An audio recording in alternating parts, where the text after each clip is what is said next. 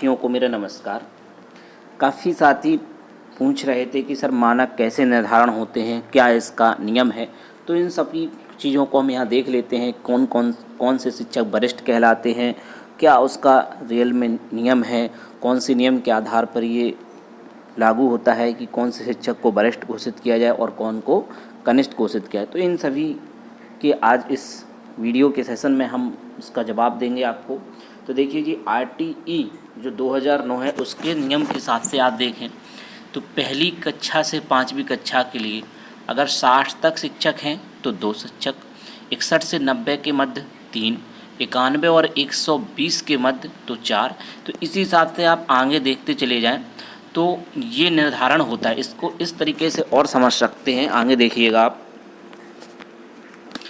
अगर विद्यार्थी 60 हैं तो प्रधान अध्यापक एक भी नहीं और सहायक अध्यापक का 2 होंगे। कितने होंगे? सहायक अध्यापक 2 होंगे। अब बात करें 61 से 90 तक तो 3 सहायक अध्यापक, फिर भी प्रधान अध्यापक कोई नहीं होंगे, फिर वो चाहे वो इंचार्ज उसमें से बना दें। अब आगे देखें 91 से 120 तक 4 शिक्षक, 121 से 150 तक 5 और 151 से 200 तक मतलब 150 से ऊपर होते हैं तो एक प्रधान अध्यापक का पद होना जरूरी है। और 200 से 1 से 240 तक तो 6। अब आप यहाँ पर देखें 40 के बाद एक शिक्षक पद का निर्धारण यहाँ पर हो रहा है। 40 से 80 हुआ तो एक शिक्षक बढ़ गए, 80 से 320 हुए तो उस हिसाब से फिर एक शिक्षक बढ़ गए और एक प्रधान अध्यापक का पद इसमें रहेगा। तो फिर ये प्राइमरी विद्यालय के लिए है। 40 के बाद एक सहायक की अपॉइंटमेंट होती है, यानी एक सहायक अध्यापक की होना आवश्यक है। तो ये आप समझें 60 तक तो 2 शिक्षक होने ही हैं, लेकिन जो इंचार्ज या हेड का है तो वो यहाँ पर नहीं है। आपको ये जब 150 प्लस बच्चे हो जाते हैं तब इसकी व्यवस्था की जाती है, यानी प्रधान अध्यापक का पद एक निर्गत किया जाता है। अब उसको इंचार्ज में ही से बना दिया जाए या अलग से अपॉइंटमेंट की जाए, तो अभी अधिकतर विद्यालयों में इंचार्ज को ही प्रधान अध्यापक बनाया गया है, यानी वही विद्यालय को कर्तव्य निर्धारण कर रहे हैं। तो अब इसी आधार पर जूनियर का देख लेते हैं। जूनियर का नियम क्या है?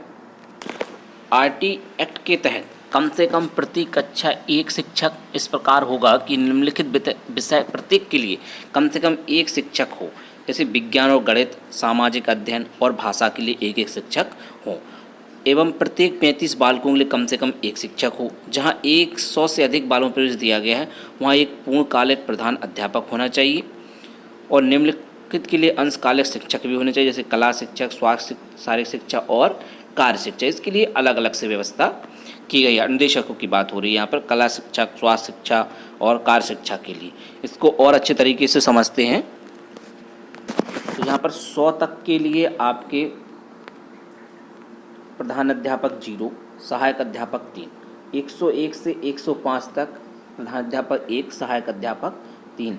तो आप देखें यहाँ पर 35 बच्चों पर एक एक शिक्षक की बढ़ रहा है। जैसे 5 से 40 हुआ 35, 40 से 75 35 तो एक अध्यापक और बढ़े, फिर 75 के बाद यहाँ पर फिर एक अध्यापक अपॉइंटमेंट यहाँ पर हुई। मतलब एक शिक्षक 35 के रेशियो के हिसाब से यहाँ पर बढ़ते जा रहे हैं। और उसी हिसाब से आप देखें तो जो हेड का ऑप्शन है वो आपका जब 100 से अधिक शिक्षक विद्यालय में हो जाते हैं, उच्च प्राथमिक की बात कर रहे हैं 6 से 8 के लिए, तो वहाँ पर एक प्रधान अध्यापक का पद भी निर्धारण होता है। तो इस हिसाब से एक एक शिक्षक बढ़ते जाते हैं। जब यहाँ पर 35 का रेशियो चलता है वहाँ पर 30 का रेशियो चलता है। लेकिन प्राथमिक में 40 जब 200 से ऊपर हो जाते हैं तब वहाँ पर 40 का रेशियो शुरू हो जाता है, यानी 40 बच्चों पर एक सहायक अध्यापक की अपॉइंटमेंट होनी शुरू हो जाती है। आप देखें 5 से 6 हो गए,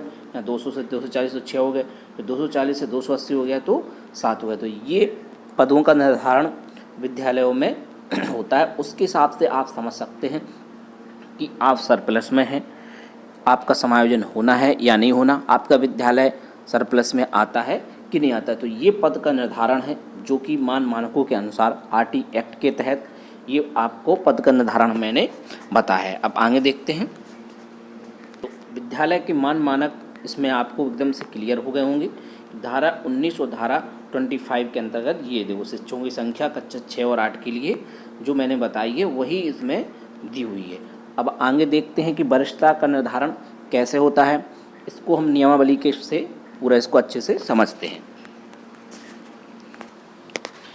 ये शिक्षक नियमावली है, इसके आधार पे आप समझें कि किसी संवर्ग में किसी अध्यापक की ज्येष्ठता मौलिक रूप से उसकी नियुक्ति के दिनांक से निर्धारित की, यानी वो अध्यापक कब विद्यालय को ज्वाइन किया है, उन्होंने फर्स्ट टाइम अपनी ज्वाइनिंग मतलब विद्यालय में अपना कार्यभार ग्रहण किया और शिक्षण कार्य शुरू किया, ये उसकी उस तिथि के आधार पर मौलिकता का निर्धारण होगा। यानी उनकी ज्येष्ठता का निर्धारण कैसे होगा, वो ज्येष्ठता का निर्धारण उनकी मौलिक नियुक्ति के दिनांक से निर्धारित की जाएगी। तो ये क्लियर है, ये 1981 की जो आपकी शिक्षकों की नियमावली है उसके आधार पर। परंतु 2 या 2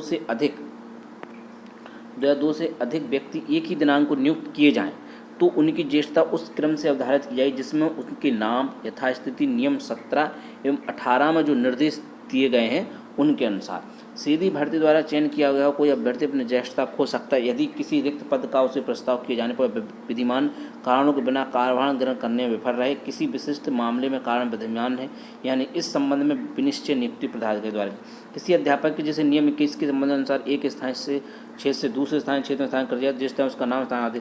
तो अगर कोई शिक्षक दूसरे जनपद में चले जाते हैं तो उनकी वहाँ पर ज्येष्ठता जरूर कम हो जाएगी।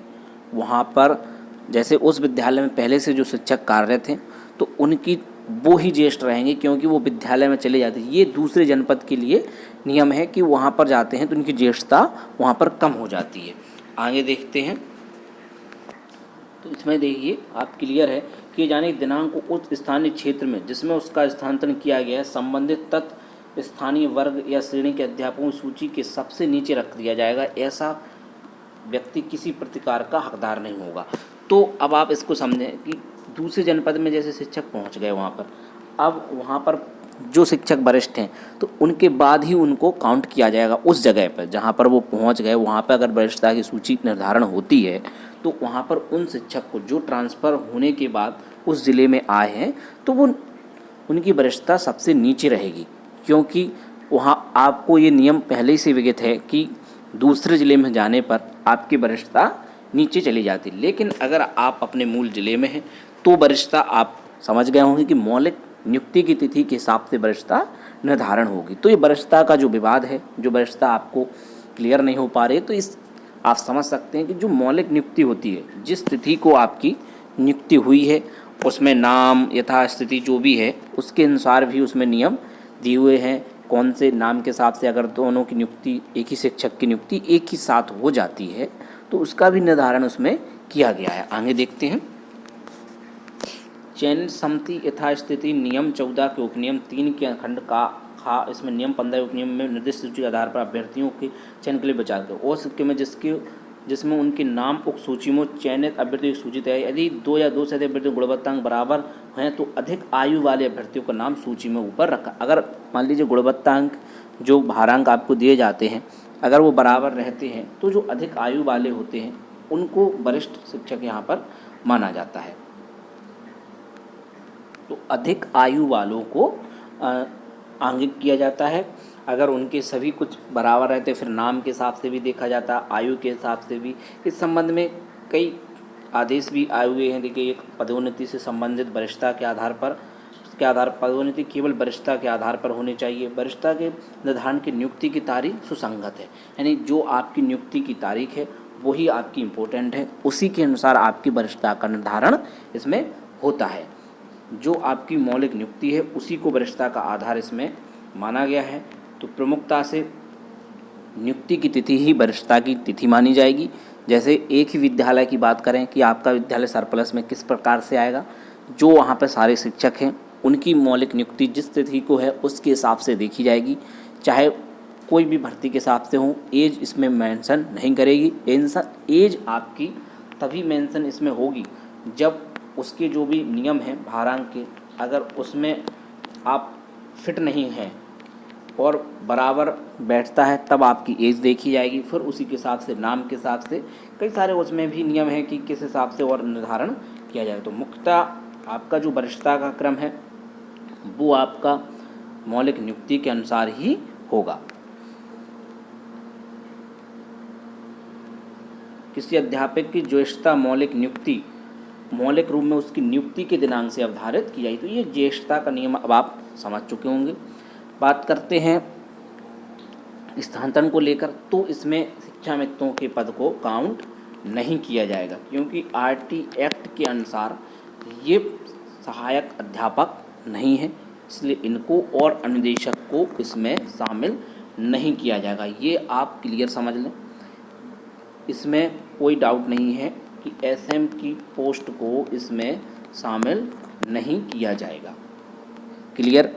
वरिष्ठता आपकी मौलिक नियुक्ति के अनुसार निर्धारण होगी, जो आपका काफ़ी क्वेश्चन पूछा जा रहा था कि वरिष्ठता कैसे निर्धारण होगी। तो ये आपकी मौलिक रूप में उसकी नियुक्ति के आधार मानकर ये किया जाएगा। ये आपका इसमें दिया हुआ है, इसके पीडीएफ डिस्क्रिप्शन में मैं डाल दूंगा, आप वहाँ से भी इसको देख सकते हैं।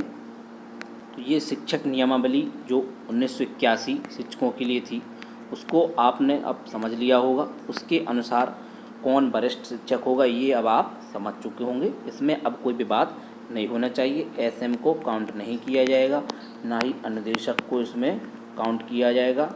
तो जो मेनली हैं शिक्षक हैं, इंचार्ज भी हैं, उनके हिसाब से इसमें काउंटिंग की जाएगी। दूसरा, जो आपके जूनियर के सहायक होते हैं वो प्राइमरी के जो इंचार्ज हैं या हेड होते हैं, हेड की बात करें, उनके बराबर होते हैं। और जो प्राइमरी के हेड होते हैं वो जूनियर के सहायक के बराबर होते हैं। जो प्राइमरी के हेड होते हैं वो आपके जूनियर के सहायक के बराबर होते हैं। तो उनका वो समकक्ष पद है, वो एक पद है।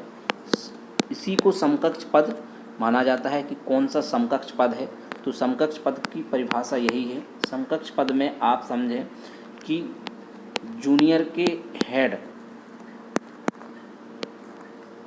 जूनियर का जो सहायक अध्यापक होते हैं वो जो है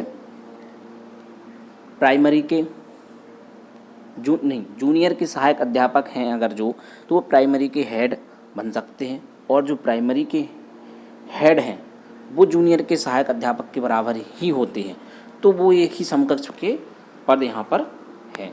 तो ये वरिष्ठता का नियम अब आप जान गए होंगे कि वरिष्ठता कैसे निर्धारण होनी है। ये 1981 को जो नियमावली है उसके अकॉर्डिंग ही वरिष्ठता का नियम लागू होगा और उसी के अनुसार ही वरिष्ठता आपकी निर्धारण की जाएगी। आशा करते हैं आपको ये वीडियो पसंद आया होगा। अगर आप चैनल पर नए हैं तो चैनल को सब्सक्राइब कर लें एवं अपने साथियों के साथ भी ज़रूर शेयर कर दें, जिससे कि उन्हें भी ये इन्फॉर्मेशन मिल सके और वो जान सकेंगे वरिष्ठता का नियम क्या है, कौन कौन से नियम है, शिक्षा मित्रों को काउंट किया जाएगा या नहीं किया जाएगा। तो ये अब आप क्लियरली समझ चुके होंगे कि जो 1981 की नियमावली है उसके अकॉर्डिंग वरिष्ठता का नियम क्या है और कैसे समायोजन की प्रक्रिया में इसका यूज होने वाला है। तो आशा करते हैं कि अब आप इसको क्लियर समझ चुके होंगे। मिलते हैं अगले वीडियो में। आप सभी शिक्षक साथियों का बहुत बहुत धन्यवाद। जय हिंद।